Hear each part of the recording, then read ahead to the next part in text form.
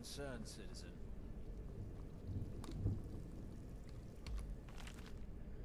Okay, let's see what this book is that is so important that they want us to get it for a quest. The Last Scabbard of Akash by Taba Wundkit. For several warm summer days in the year 3E407, a young, pretty Dunmer woman in a veil regularly visited one of the master armorers in the city of Tyr. The locals decided that she was young and pretty by her figure and her poise, for no one ever saw her face. She and the armorer would retire to the back of his shop, and he would close down his business and dismiss his apprentices for a few hours.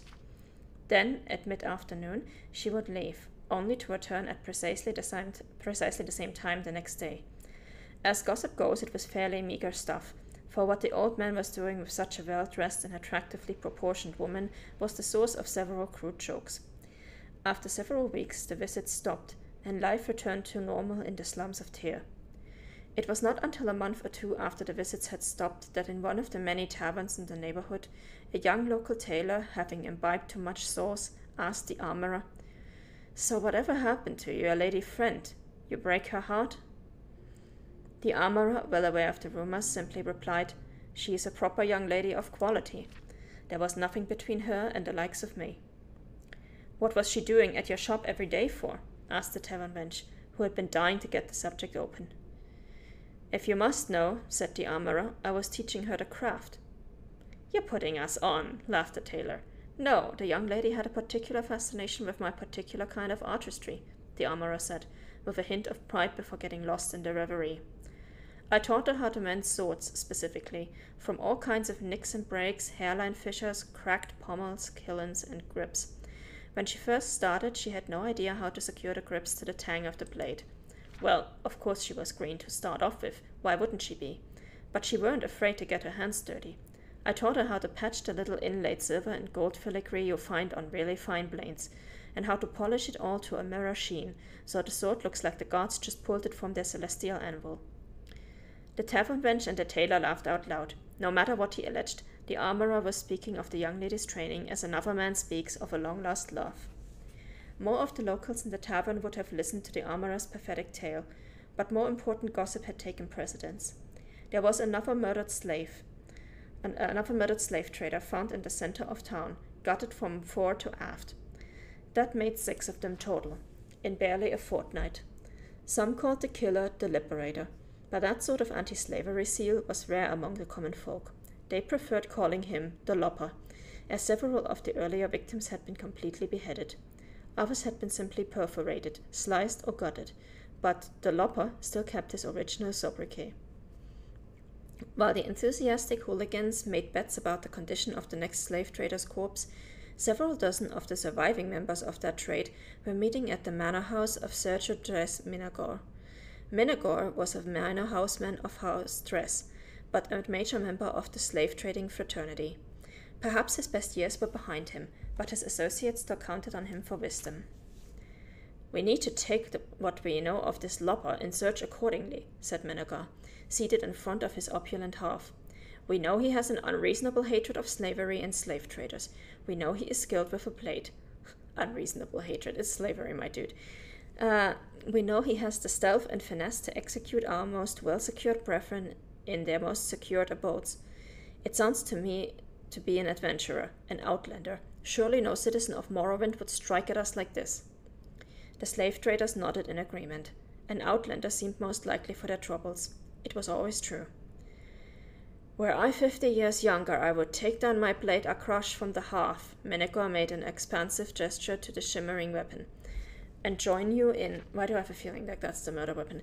And join you in seeking out his terror. Search him out where adventurers meet, taverns and guild halls.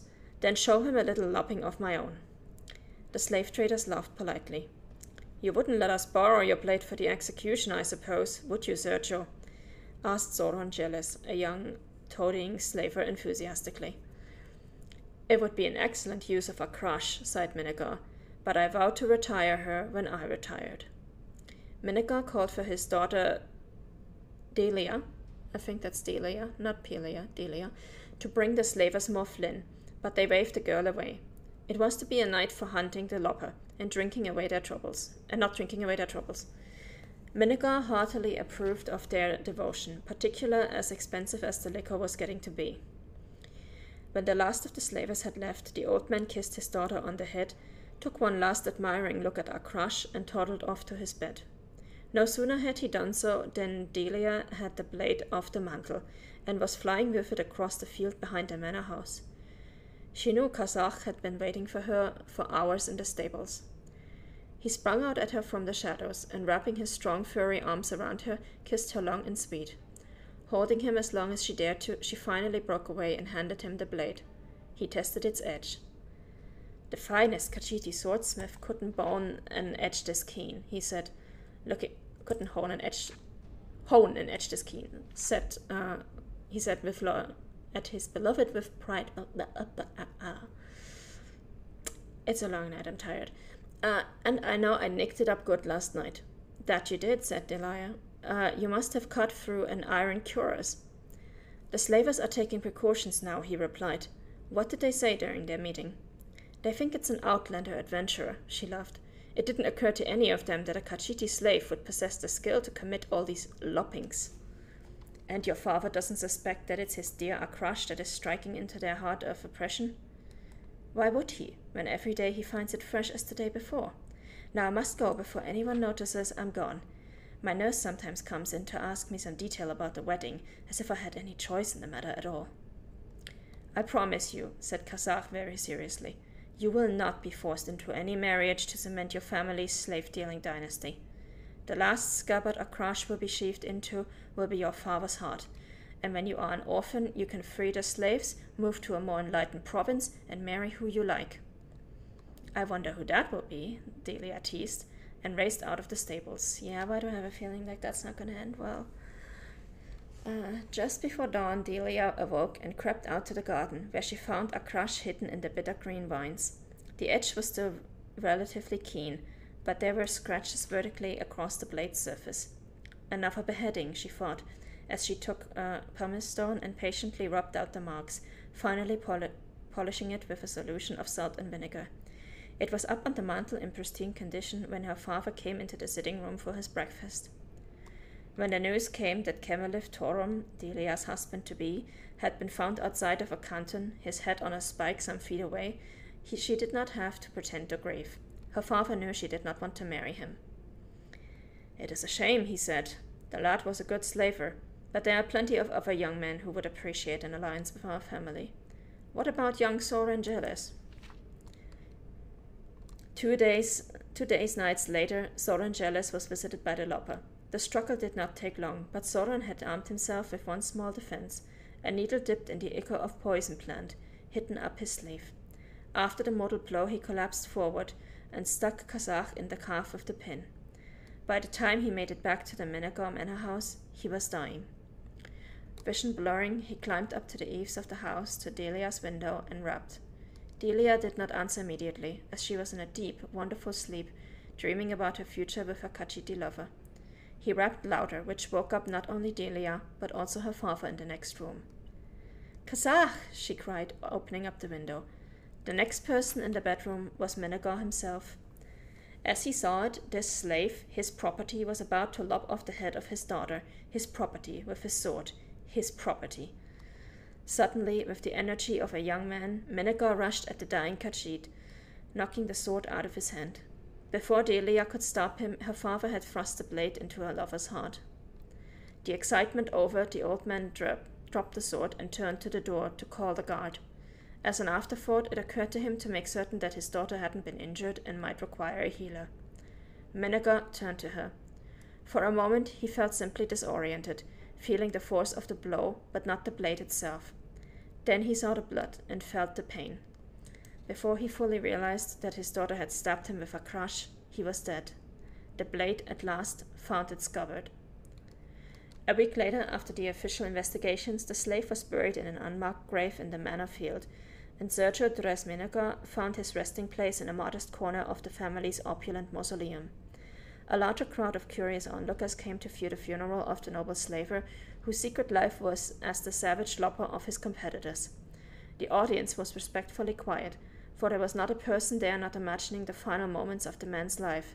attacking his daughter in his madness, luckily defended by the loyal, hapless slave, before turning the blade on himself. Ah, that's one way to spin it. The outages started due to heat. Oh my god, Tybor, I hope you're going to be okay. Among the viewers was an old armorer who saw for one last time the veiled young lady before she disappeared forever from Tyr. Well, that ended badly for everyone involved, just as I predicted. Yeah, I'm leaving. My god, I'm gonna let you guys sleep. I just needed that book. I hope my PC is going to be okay. Yeah, that always comes first. Definitely. Okay, well, this was easy, and we only have a book to carry, so we still have a lot of carrying capacity. So the next thing we're gonna do is head to this mine.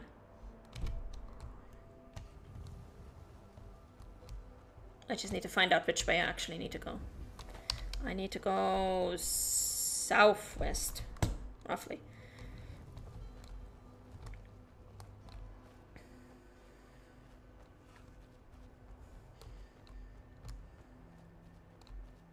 This way. Let's go.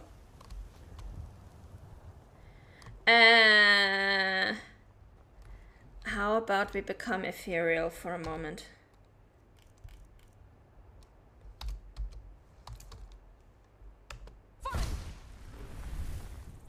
Just in case. There we go. Whew.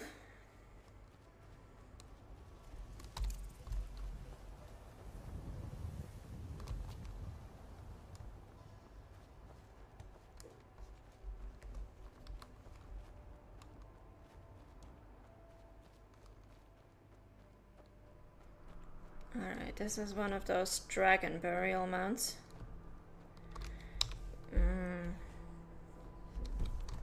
Gotta go around this mountain. Oh! We've got a fairy ring! Got a fairy ring of mushrooms. Fly Amanita. Blister word. Bleeding ground, white cap. We just need Blisterbird, Imstool, and Fly Amanita.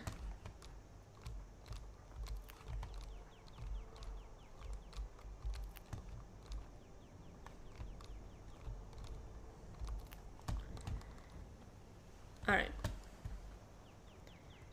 Done.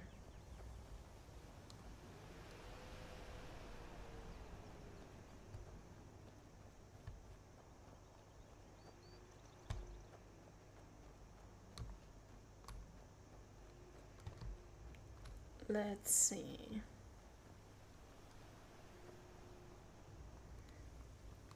When can we finally get around this mountain? Oh, spider. Die. There you go.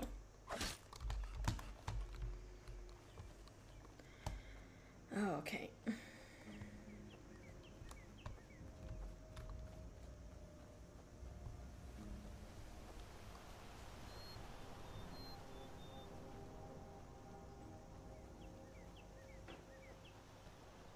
Let's see where this leads us, if it leads us in the right direction. Yeah, looks good. Alright, we gotta get to a mine.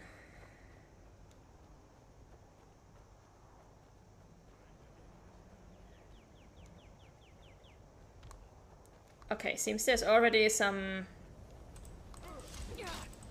Yeah. Yeah, that is the best. Is that your best? Getting paralyzed and dying? There we go, you can keep the rest. Bilgulch mine. I'll take leather strips. Can use those for crafting.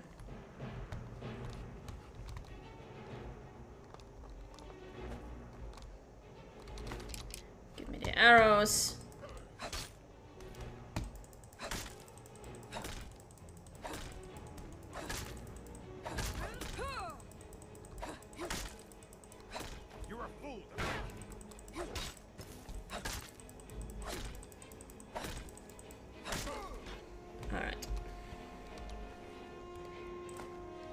You can keep the rest.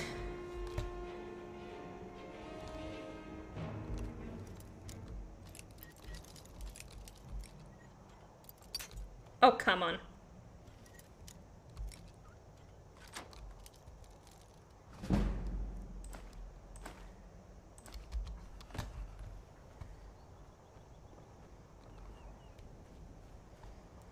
Well, we're getting some good skill level ups today. Unfortunately, no actual level ups.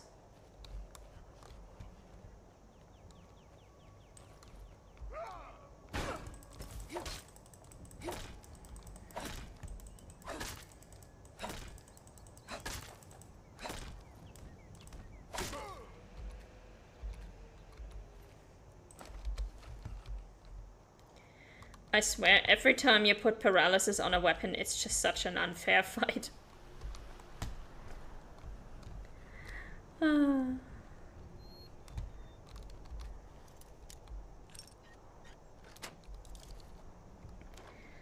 Oh, a flawless sapphire. I'll take that. Thank you very much.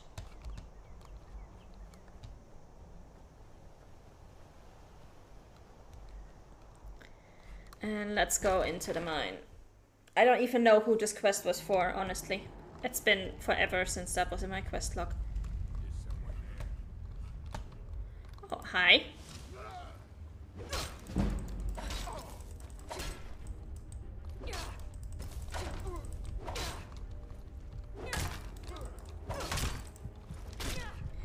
Oh! Wow. Okay. You get the marked for death treatment. Good sir.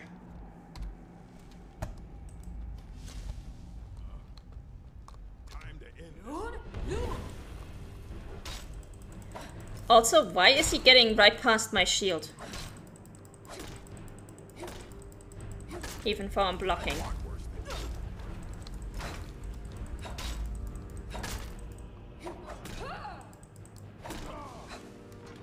There we go.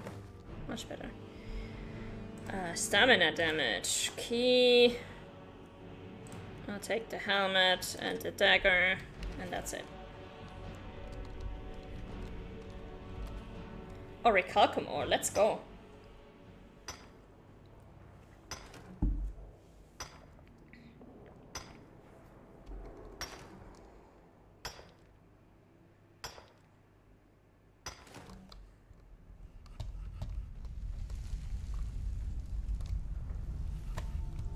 What do we have here?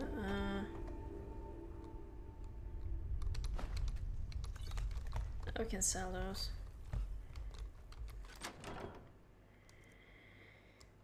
Yeah, we'll take that. We can sell it. Let's go.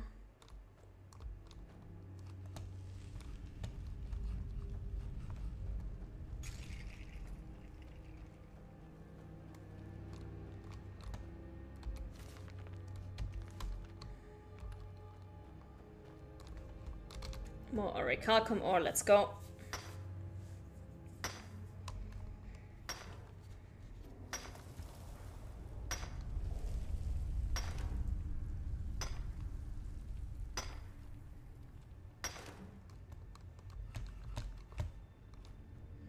Actually, somebody mentioned that it apparently looks very funny if you mine it by just equipping your pickaxe, so let's go.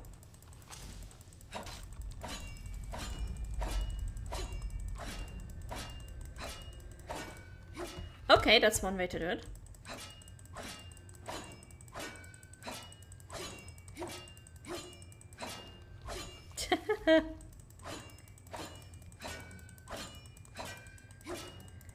Dragonborn revolutionizing mining techniques here.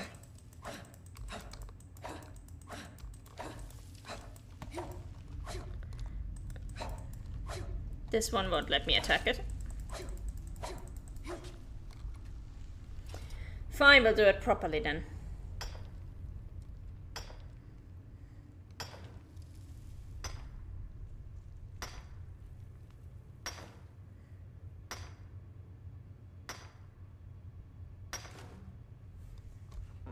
Oh, that's a separate vein. Okay, let's go.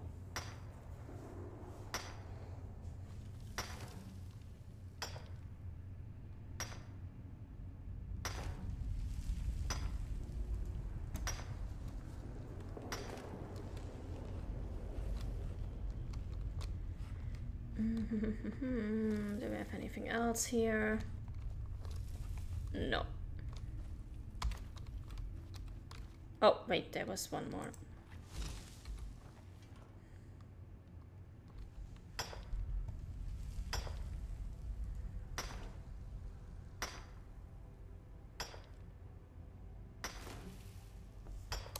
Oh, a diamond. Okay.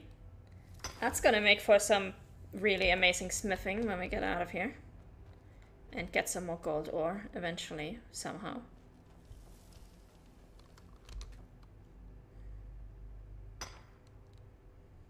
But first we're gonna have to smelt down all this orichalcum ore so it actually goes into orichalcum ingots and doesn't take up so much weight in our inventory. Let's move.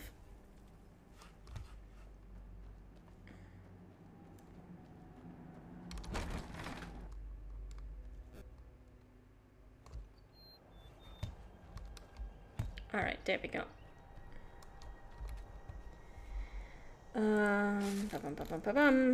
Orichalcum ingots, let's go.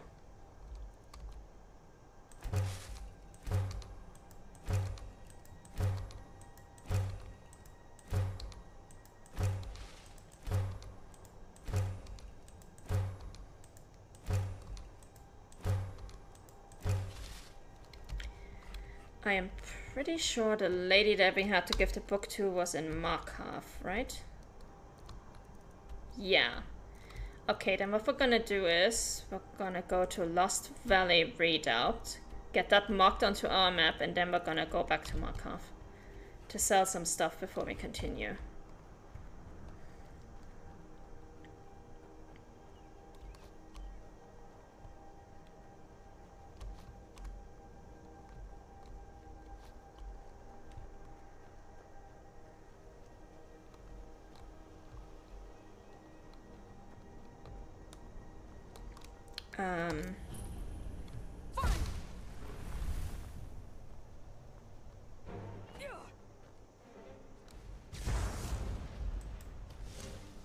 Oh god, and we immediately start with a prior heart. Are you fucking kidding me?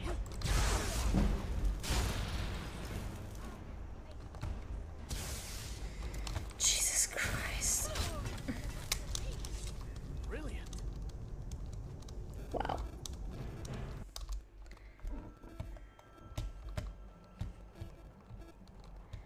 Okay, in that case.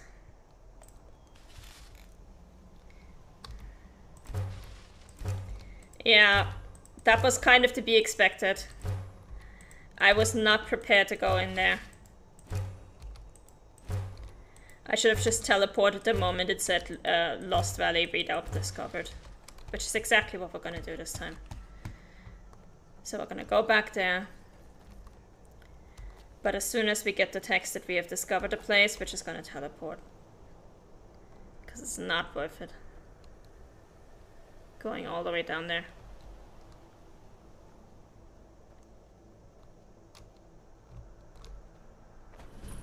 Yeah, there we go. So we're gonna deal with that. Once we have you cannot travel when enemies are nearby. Are you fucking kidding me? Well, I guess we're gonna have to do it after all.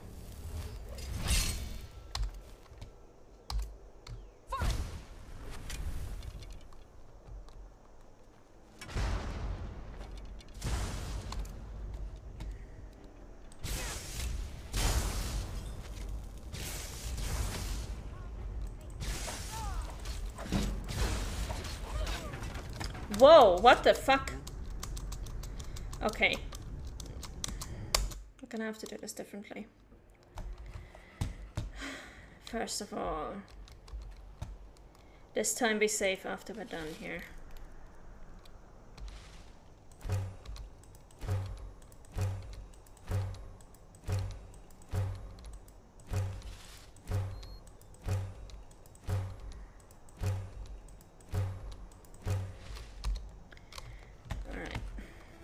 Safe, so we don't always have to forge this stuff again. Then, apparently we did not need to become ethereal in order to get down there. So, we're just gonna save our shouting for Marked for Death.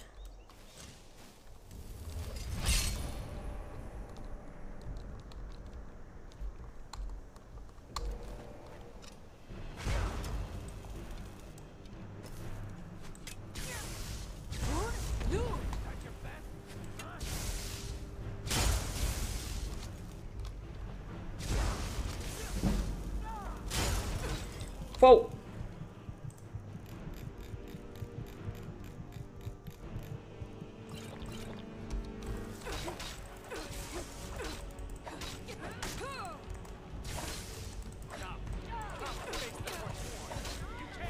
Oh, Jesus Christ.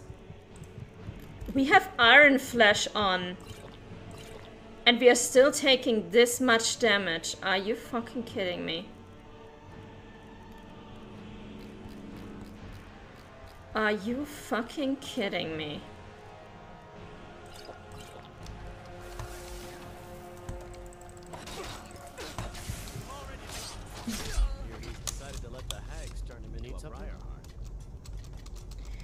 Okay. We're gonna need to approach this place from a different angle. Because this way where we just get everyone pissed off at us at the same time is clearly not working out. Can we walk around this and approach it from the front? I really want to have it on the map so I can actually teleport there after we're done selling our stuff.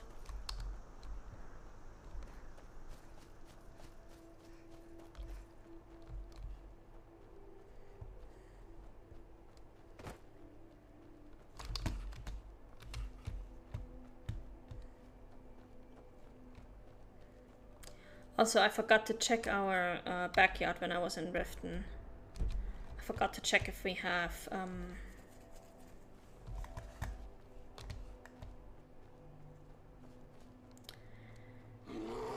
Yeah, I don't care about you. You're a bear. I don't care. Okay, yeah, so I think this is actually where we are supposed to come into this place. Like, not directly from over here, but from down there.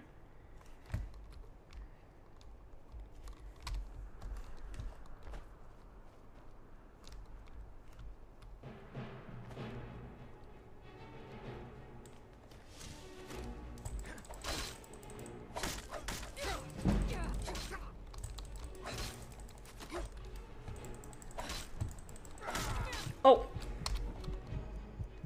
Potions. Ultimate healing, let's go. I'll make you pay. Come and face the Forsworn.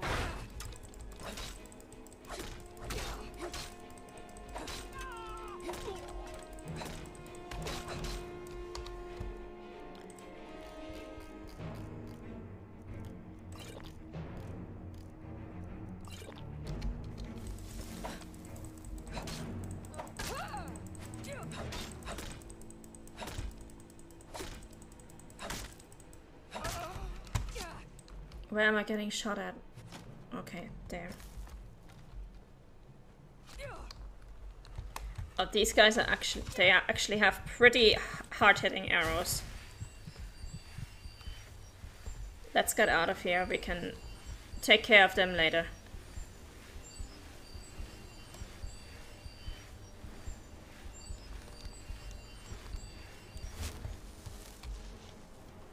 Can I please teleport? Yes, awesome.